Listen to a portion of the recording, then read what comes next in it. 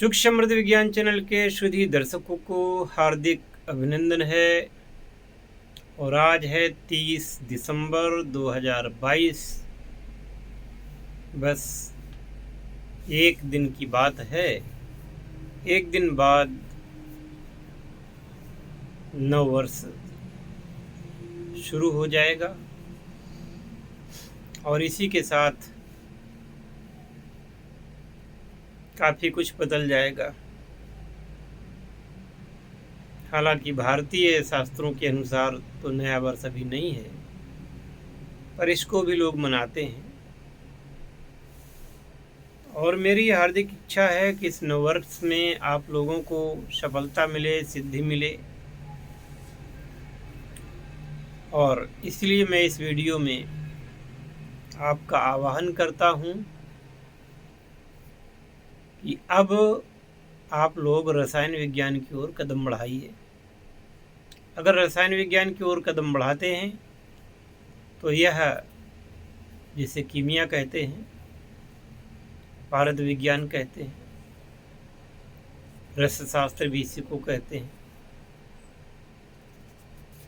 मैं आप लोगों को इतना तो कहना चाहूँगा कि ये विज्ञान सर्वथा श्रेष्ठ है और शायद इसके बराबर का दूसरा कोई काम ही नहीं होगा। अभी आप लोगों में वो दृष्टि नहीं आ पाई है कि आप इस विज्ञान में आगे बढ़ने का साहस कर सकें, क्योंकि सबको यह चिंता सताती रहती है कि कहीं मेरा घाटा नहीं हो जाएगा, कहीं मेरा नुकसान तो नहीं हो जाएगा। तो एक बात तो तय है कि जो लोग रिस्क नहीं ले सकते वह लोग जीवन में कुछ नहीं कर सकते। जिसे गुरु के वचनों पर विश्वास न हो, जो रिस्क उठाने की क्षमता न रखते हों, वह लोग क्या कर सकते हैं? कुछ भी नहीं।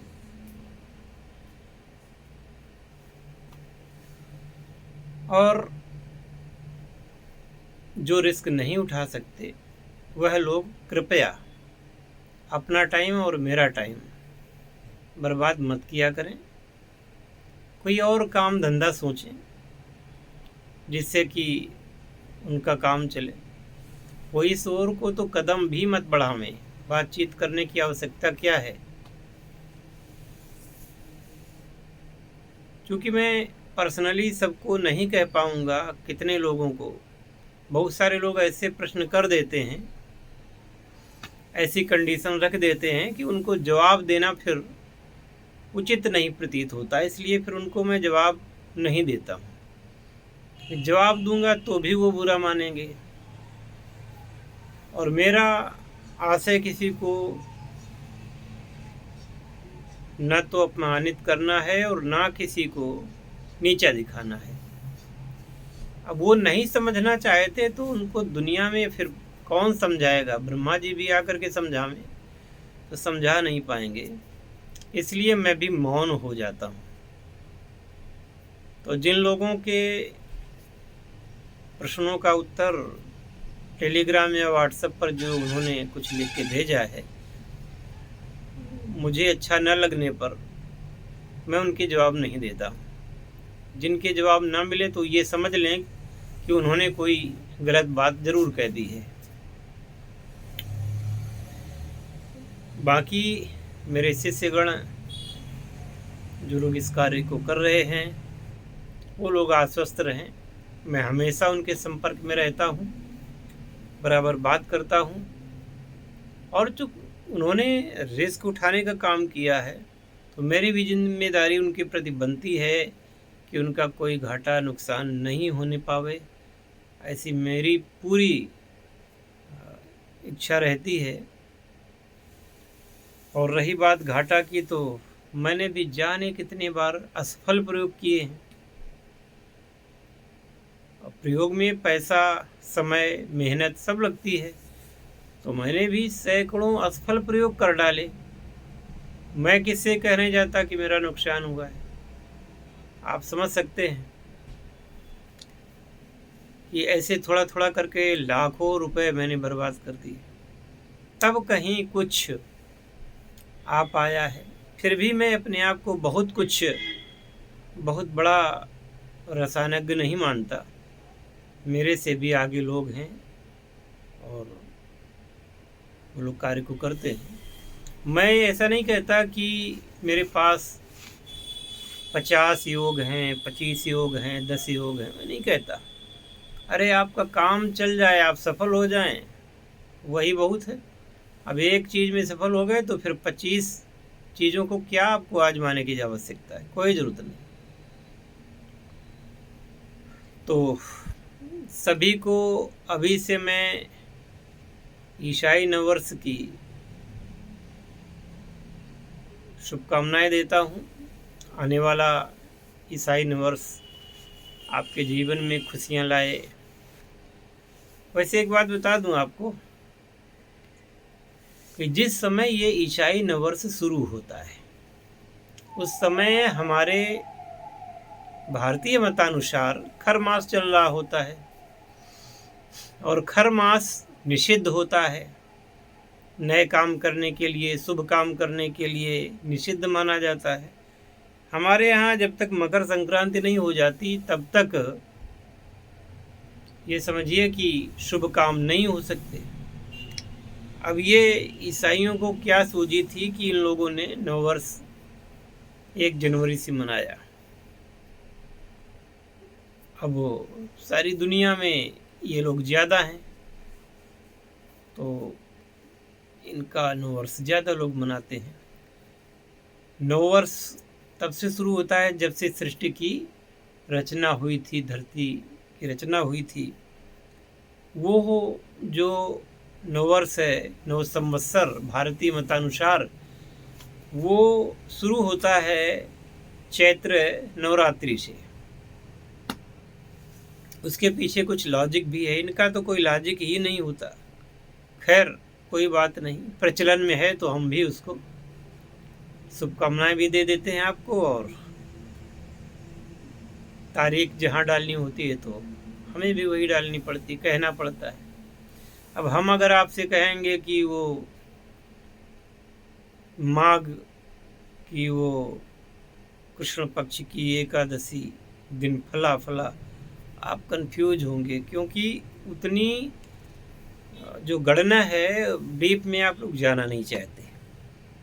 ये तिथिवार, नक्षत्र और करण योग ये क्या है, और उसके पीछे ये है कि अपनी संस्कृति को हेय समझना और दूसरे की संस्कृति को उच्चतर समझना। और ऐसा भारतीय मूर्ख मैं कहूँगा कि जो कि जिनकी संख्या भी काफ़ी मात्रा में है, सभी तो मूर्ख नहीं हो सकते, लेकिन बहुत सारे ऐसे लोग हैं जो कि विदेशों के पीछे पड़े रहते हैं। विदेशी धन, विदेशी सामान को अच्छा समझेंगे, विदेशी ज्ञान को अच्छा समझेंगे, विदेश से आए हुए निर्मम उन संप्रदायों को जिन्हें वो धर्म कहते हैं उनको अच्छा समझेंगे, उनके गुणगान करेंगे। अपने बाप दादा के धर्म को, अपने प्राचीन भारतीय शास्त्र को, यहाँ के विज्ञान को, जो विश्व का सर्वोपरि विज्ञान है, वो भले ही आयुर्विज्ञान हो, रस विज्ञान हो, या और भी बहुत सारी ऐसी चीज़ें हैं। विदेश से लोग आते हैं, वो नतमस्तक हो जाते हैं भारत में यहाँ के ज्ञान से, और यहाँ के लोग अपने ही ज्ञान की खिल्लियाँ उड़ाते हैं और अपने आप को बड़ा ही बुद्धिमान समझते हैं। तो अब उनके लिए क्या कहना। खैर, जो अपना काम है वो तन्मयता के साथ, ईमानदारी के साथ, है ना, सुचिता के साथ करते रहेंगे। बाकी जिसकी किस्मत में होगा वो ज्ञान मिल जाएगा, जिसकी किस्मत में नहीं होगा उसको लाख कोई करे, नहीं मिलेगा उसको। तो कोई न कोई ऐसा कारण हो जाएगा कि वो बिदक जाएगा। जब किसी की किस्मत खराब होती है तो अच्छी चीज़ों को भी वो उनसे भी उसका मन अलग हो जाता है, मुड़ जाता है, किसी दूसरी ओर डाइवर्ट हो जाता है। तो फिर उसमें देवता क्या करेगा, वो रासायनिक क्रिया क्या करेगी, वो मंत्र क्या करेगा, वो गुरु क्या कर लेगा उसका। फिर उसको जिसकी किस्मत में जो लिखा है वही होगा। अगर अच्छा लिखा होगा तो उसकी बुद्धि अच्छी होगी, निर्मल होगी, गुरु के प्रति वो समर्पण होगा, साधना के प्रति ललक होगी। भाई ये रसशास्त्र भी साधना ही है, लोग नहीं मानते, वो मत माने, साधना है। ऐसा होता है कि कभी कभी रसशास्त्र में किसी ने चांदी सोना बनाया, वही क्रिया 2 बार की, हो गया, बन गया, खुश हो गए। तीसरी बार नहीं हुआ, चौथी बार नहीं हुआ, तो उसके मूल में क्या है? उसके मूल में वो है जो मैं कहता हूँ कि भाई आपको इसकी साधना करनी चाहिए, संबंधित देवी देवताओं को खुश करना है, प्रसन्न करना है। तो वो तो कहते हैं कि अरे गुरुजी क्या आप मंत्र के चक्कर में पड़े हो, कौन मंत्र जपता रहेगा 3 महीने तक। तो लो, कितनी भी अच्छी क्रिया होगी सिद्धिदायक होगी ही नहीं। 1-2 बार सिद्ध हो जाएगी, आप खुश हो जाएंगे, बाद में फिर वो दिक्कत करेगी। और मैं ये चाहता हूँ कि जो विद्या आपको मिले वो हमेशा आपके प्रति आपके लिए वो सिद्धिप्रद ही हो। ये मैं ये ऐसे सोचता हूँ। बाकी आप जाने, आपका काम जाने। इसी के साथ जय शिव शंकर, जय भोलेनाथ, हर हर महादेव, जय श्री राम, हरे कृष्ण।